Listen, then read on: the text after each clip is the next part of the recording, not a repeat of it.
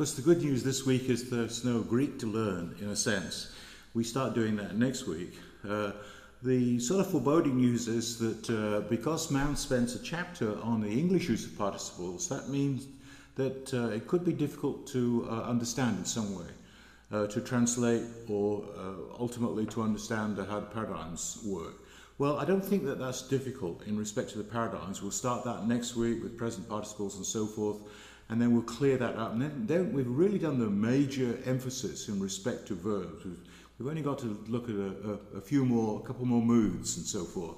But at this point, what we want to do is to just look, just generally speaking, in terms of how to understand and how to translate a participle and what it is. Really, I just wanted to talk about two elements of it, which is the adjectival participle and the adverbial participle, those two. Participles are ubiquitous, they're found everywhere, so it's important that you accept that you'll see them and that you'll start to work out ways to translate them from the beginning. Because initially you'll want to do a literal or a wooden translation of, for example, adverbial participles, and then you put them into more sort of idiomatic English. I suppose that's true with adjectival participles, as you'll see in a second. In other words, they're frequently translated as a relative clause. So, having said that then, the adjectival participle is functions really, and I've got a couple of examples here that I want to give you. Harpistuentes, pistuo, I believe, and hosperon, spero, I sow. So you can see that there's an article that's on the beginning of it. So it really functions, if you can think, I'm making a play on, we have a noun, logos, and then we have an article that goes with it, ho logos, but we can also put an adjective there and make that into a noun too, in respect to eschatos or any of those adjectives, or agathos, for example. If you put an article on agathos, agathos, agathe, agathon, a nominative masculine article, and it's the good man, ho agathos, or he agathe, the good woman, and so forth. So you make an adjective then into a noun. In the same way then, the article that's put with a participle that functions as what we call an adjectival participle functions very, very similar, so that you don't have to worry about the endings. We'll get to the endings next week. And actually, the good news is most of the endings you know. They're from other forms, they're just put together. We'll see that next week. But at this point then, notice then harpistuentes is what? It's the nominative masculine plural article with it's actually the present participle nominative plural of pistuo. So it's going to be literally, as it functions now as a noun, it's a participle functioning of a noun, adjectival participle, or sometimes it's called an articular participle, articular meaning that it has a sort of a title, it has a definite element to it, like definite, the definite article the, and so forth. Here then it has the article with it, and what it means is basically the believing ones. All right, it's present, the believing ones, or if you put it in terms of a relative clause, those who believe. And then likewise, hosperon, the one who sows, or the sower. So you can see then how an adjectival participle functions, and you see them, they're very common. And one of the key elements I want to say is then you look for especially the article that goes before the participle.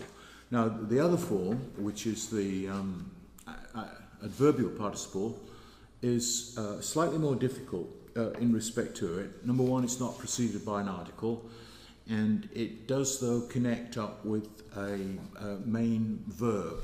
It doesn't.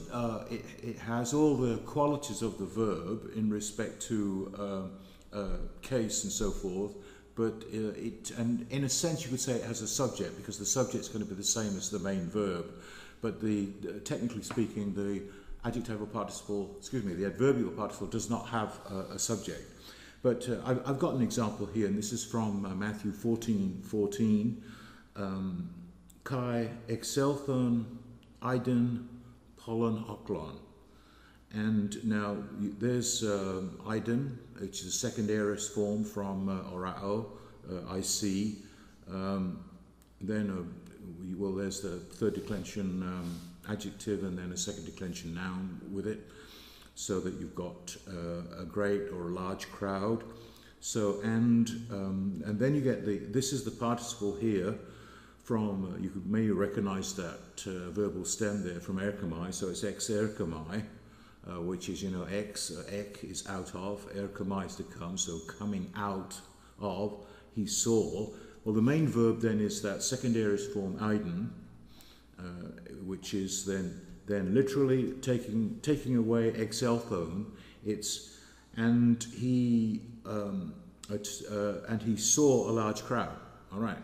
Now you've got the participle in there before it. You don't recognize at this point. That doesn't matter. All I'm really saying to you is that this is an example of an adverbial participle that's connected then to the main verb. So when you see such a participle, you look for the main verb, because that's going to tell you how this fits in.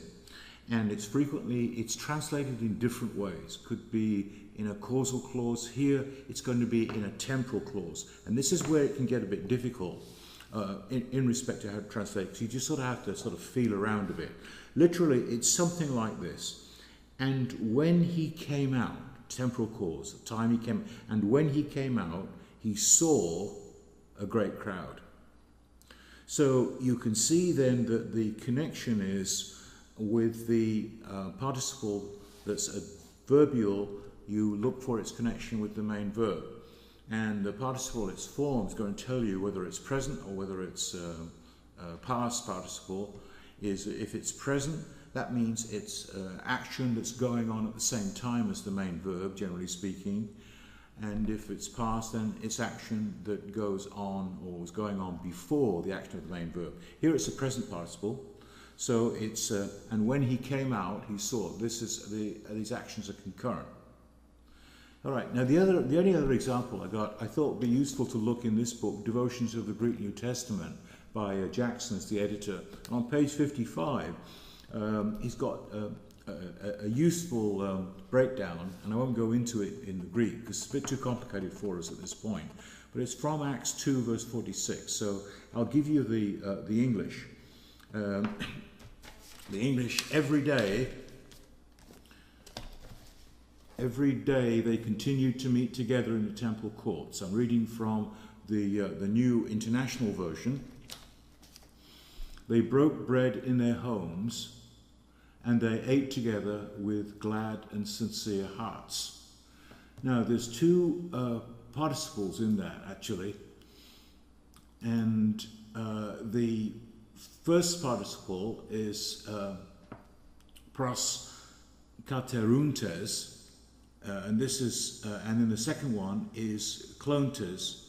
So going back, the idea is that they continued to meet. That's the first participle in this translation of the NIV, and they broke bread. Those are two participles in Greek. Now, in this translation of the New International Version, they're not translated as participles. Now, if I went over to Young's literal translation, and this gives you more the idea that there are two adverbial participles here that then function in respect to the main verb. So here they are.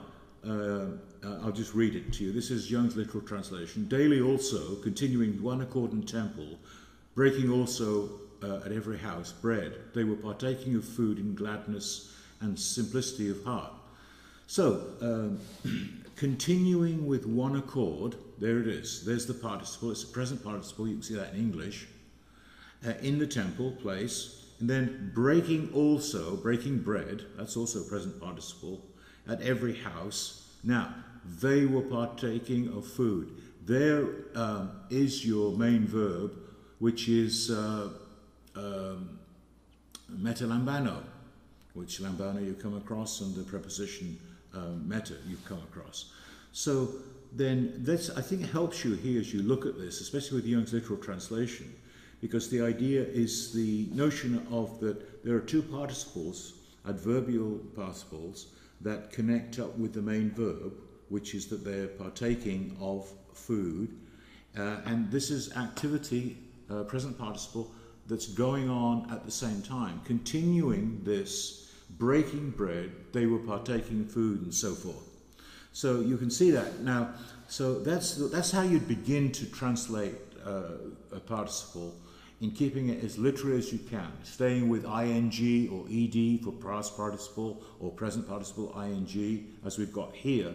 And then you can do the more sophisticated translation as you've got with the NIV. Now let's just go back to the NIV. Every day they continue to meet together in the temple courts. Now they've translated the participle here as the main clause. They broke bread, new sentence, in their home, same thing again, and ate together with glad and sincere hearts. So you can see that there's a sense in which the Greek participles are covered up, so to speak, here in the NIV translation. And sometimes this is important for us as we try to work out what's going on. The only thing I can think of at the moment off the top of my head in terms of this, the significance of this verse we're looking at, relates to especially the idea of breaking bread, which the question is, does the breaking of bread here relate simply to eating together and having food, or is the breaking of bread something that's significant because it denotes the notion of the Lord's Supper or the Eucharist?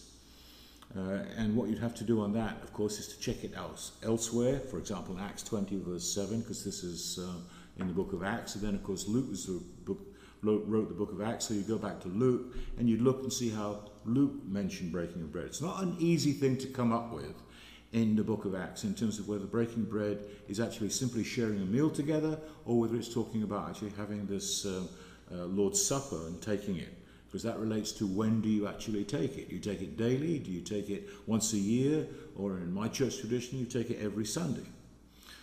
So that's just one example in terms of how the Greek would affect you in respect to understanding the English translations and what they do with the interpretation they give as opposed to what the Greek is. No, I've gone too far into that, I think, at this point. All I really wanted to do was to just introduce participles to you, and especially the idea then of the adjectival use, which is very, very common, and the adverbial use, which requires a little bit more sophistication. It's connected to a main verb, and it's usually then translated in terms of a clause, a relative clause in some sense. A temporal clause, or could be causal, could be because of. I've just given you one example, which is the temporal clause. Thanks.